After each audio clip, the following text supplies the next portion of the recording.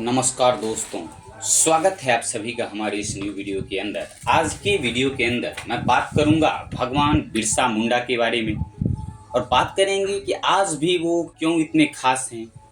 तो शुरू से चलिए शुरुआत करते हैं, बात करते हैं बिरसा मुंडा की। बिरसा मुंडा आदिवासी समाज के ऐसे नायक रहे जिनको जनजातीय लोग आज भी गर्व से याद करते हैं। आदिवासियों के हितों के लिए संघर्ष करने वाला बिरसा मुंडा ने तब के ब्रिटिश शासन से भी लोहा लिया था। उनके योगदान के चलते ही उनकी तस्वीर भारतीय संसद के संग्रहालय में लगी हुई है। ये सम्मान जनजातीय समुदाय में केवल बिरसा मुंडा को ही अब तक मिल सका है। बिरसा मुंडा का जन्म झारखंड के खूंटी जिले में हुआ था। उनके जन्म के साल और तिथि को लेकर अलग अलग जानकारी उपलब्ध है, लेकिन कई जगहों पर उनकी जन्म तिथि 15 नवंबर सन 1875 का उल्लेख है।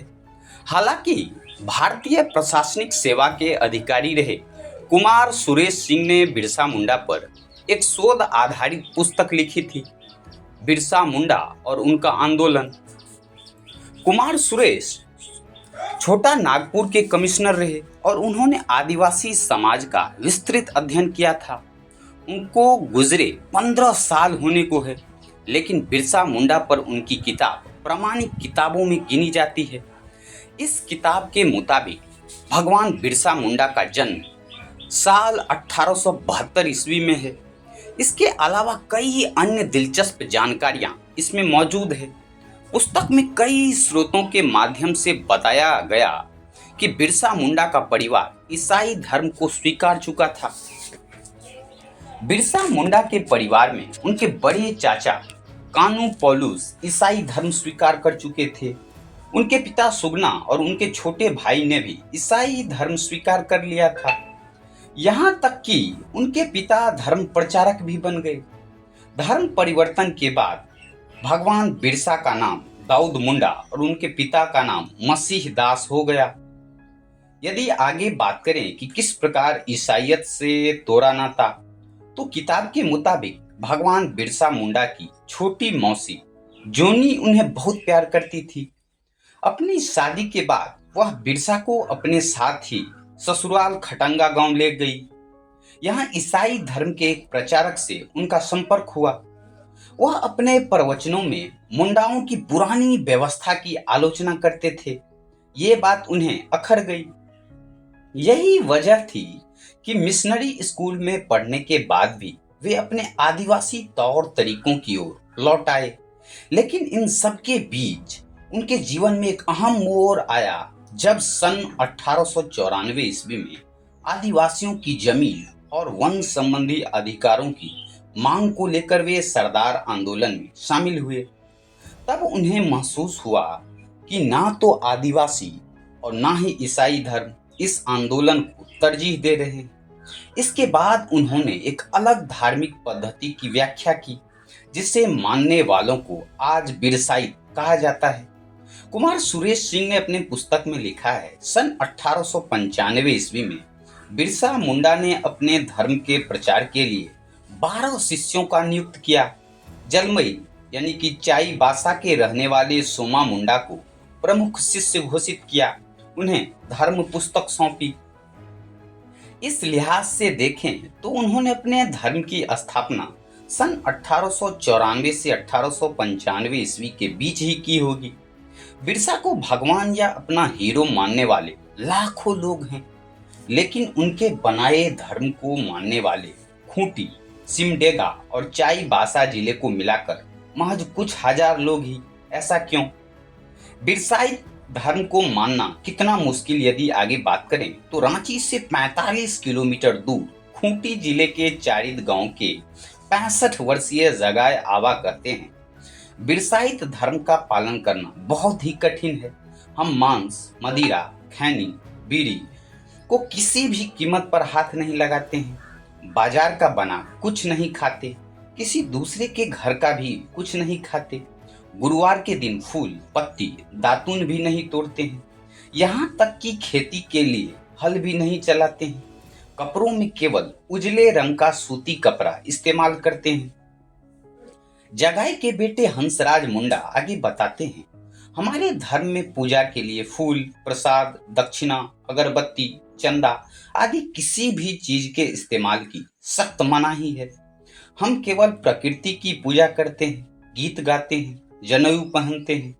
हंसराज की पत्नी पेलोंग मुंडाइन कहती है, हम बाल भी नहीं कटवाते, चाहे स्त्री हो चाहे पुरुष। खूंटी कॉलेज में मुंडारी भाषा के प्रोफेसर वीरेंद्र कुमार सोय मुंडा कहते हैं कि अगर कोई बाहर का आदमी इनके घर आता है तो ये खाना बनाकर नहीं खिलाते, बल्कि उनके लिए राशन, जलावन और खाना बनाने के लिए जगह आदि का इंतजाम कर देते हैं। प्रोफेसर वीरेंद्र कुमार सोय मुंडा ने यह भी बताया कि किसी दूसरी जाति की लड़की और इनके यहाँ ब्याहती है तो उसे बिरसाइत का पालन करना ही होता है। लेकिन बिरसाइत धर्म का कोई लड़का अगर दूसरी जाति या धर्म में शादी करता है तो उसे सामाजिक मान्यता मिलना बहुत ही मुश्किल होता है। ये एक बड़ी वजह है जिससे इस धर्म को मानने वालों की संख्या बहुत कम है। सन 1901 ईस्वी में बिरसा मुंडा का निधन हो गया था। उनके चलाए आंदोलन का प्रभाव आज तक देश भर के तमाम आदिवासियों पर है, लेकिन उनके द्वारा शुरू किए धर्म को मानने वाले लोग गिनती के ही हैं, पर इसमें भी कई पंथ हैं। सिमडेगा जिले के बिरसा मुंडा नाम वाले एक अन्य बिरसाइत ने बताया कि इसमें 3 पंथ के लोग हैं, एक जो बुधवार को पूजा करते हैं, एक गुरुवार को और तीसरा एक रविवार को। तीनों में रविवारी लोगों की संख्या सबसे अधिक है। तीनों पंथों के लोग खुद को एक दूसरे से अधिक बिरसाइत मानते हैं। गुरुवार वाले अपने घर के आगे झंडा गाड़ते हैं, जबकि बुधवार और रविवार वाले तुलसी की पूजा करते हैं। यदि आगे बात करें वीडियो में कि अलग अलग पंथ के बारे में, तो अपने धर्म की खासियतों के बारे में उन्होंने कहा, हम लोग भूत प्रेत, झाड़ फूक, ओझा आदि को बिल्कुल नहीं मानते। साल में 2 बार ये सभी मिलते हैं। पहली बार 30 जनवरी से 2 फरवरी, दूसरी बार 15 से 18 मई तक सिमडेगा जिले में इनका धार्मिक सम्मेलन होता है। वहीं लेखक और सामाजिक कार्यकर्ता संजय बसु मल्लिक बताते हैं, बिरसाइतों का मुख्य पेशा खेती है। परंपरागत तरीके से यानी हल बैल लेकर ही खेत जोतते हैं। इसके अलावा जंगल से ही वह अपना भरण पोषण करते हैं।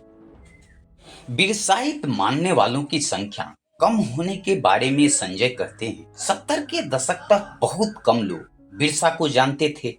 यहाँ तक कि खूंटी जिले में ही जहाँ उनका घर है, वहाँ के लोग ये कहते थे कि उन्होंने अपने आंदोलन के दौरान बहुत से लोगों को मरवा दिया था। सन 1981 ईस्वी में पहली बार रांची में बिरसा की जयंती मनाई गई। हालांकि बिरसा के धर्म में आस्था रखने वालों के बारे में संजय बताते हैं, बिरसाइतों के घरों में कम से कम जरूरत के सामान मिलेंगे। वो जितने में भरण पोषण कर लेंगे, जमीन भी उतनी ही रखते हैं। झारखंड केंद्रीय विश्वविद्यालय में सेंटर फॉर एंडेंजर्ड लैंग्वेज के असिस्टेंट प्रोफेसर गुंजल इकिर मुंडा कहते हैं, यह सही बात है कि बिरसाई धर्म में शिक्षित लोगों की कमी है, लेकिन अब हम बच्चों को हिंदी, अंग्रेजी के अलावा मुंडारी भी पढ़ा रहे हैं। नई पीढ़ी के बच्चे सरकारी नौकरी भी करना चाहते हैं। कुछ को नौकरी मिली भी है, क्योंकि ये किसी को इनके धर्म में आने के लिए कहते नहीं हैं। जो भी आए हैं अपनी मर्जी से आए हैं, इसलिए भी इनकी संख्या बहुत ही कम है। यदि आगे बात करें धर्म की राजनीति और आदिवासी समाज के बारे में, तो साल 2011 की जनगणना के मुताबिक भारत में आदिवासियों की संख्या 10,42,81,034 है। वहीं झारखंड में गृह मंत्रालय से मिली जानकारी के मुताबिक 86 लाख से अधिक आदिवासी हैं। इसमें सरना धर्म मानने वालों की संख्या 40,12,622 है। वहीं 32,45,856 आदिवासी हिंदू धर्म मानते हैं। ईसाई धर्म मानने वालों की संख्या 13,38,175 है। रांची की अधिवक्ता दीप्ति होरो ने साल 2018 में आरटीआई के माध्यम से इस जानकारी को हासिल किया था।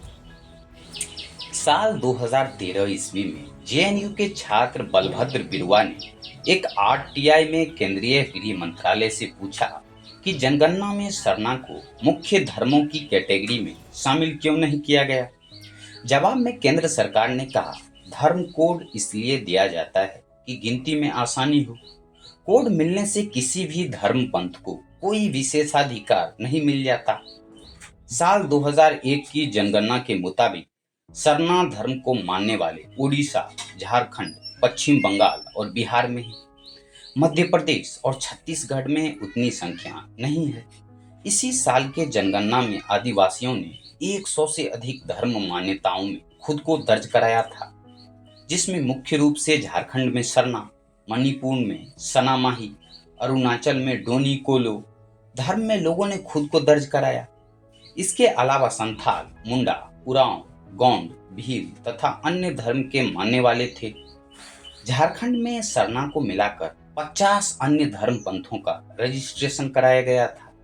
इसमें से 20 धर्म आदिवासियों के नाम पर ही हैं, जैसे मुंडा, उरांव, गोंड, भील आदि। ऐसे में जनगणना के वक्त इतने सारे धर्मों के लिए अलग अलग कॉलम देना व्यवहारिक नहीं है, इसीलिए अन्य कैटेगरी में इनकी गिनती होती है। जाहिर है, मौजूदा समय में आदिवासियों की धर्म से जुड़ी राजनीति में उनके नायक रहे बिरसा मुंडा ने जो धर्म शुरू किया था, उसकी कहीं कोई अहमियत नहीं दिख रही है, ना तो गिनती में और ना ही राजनीति में। तो दोस्तों, ये रहा हमारा आज का वीडियो ऑडियो बुक, जिसमें हमने बात की भगवान बिरसा मुंडा के बारे में। बात की कि क्यों आज भी वो इतने खास हैं, कैसे ईसाइयत से नाता तोड़ा, बिरसाई धर्म के बारे में हमने विस्तार से बात की, आदिवासी समाज के बारे में बात की, अलग अलग पंथ के बारे में बात की। तो चलिए, आज की वीडियो में फिलहाल इतना ही। यदि वीडियो अच्छा लगा हो तो वीडियो को अधिक से अधिक लाइक करें, शेयर करें, सब्सक्राइब जरूर करें और कमेंट सेक्शन के अंदर अपना महत्वपूर्ण फीडबैक, सजेशंस, वीडियो के प्रति राय, आगे आप किस टॉपिक पे वीडियो देखना चाहते हैं जरूर लिखें, जरूर बतावें। फिलहाल आज के वीडियो के अंदर इतना ही। मिलेंगे आप सबों से फिर कल किसी नेक्स्ट टॉपिक के साथ, नेक्स्ट वीडियो के साथ। तब तक के लिए थैंक्स फॉर वॉचिंग।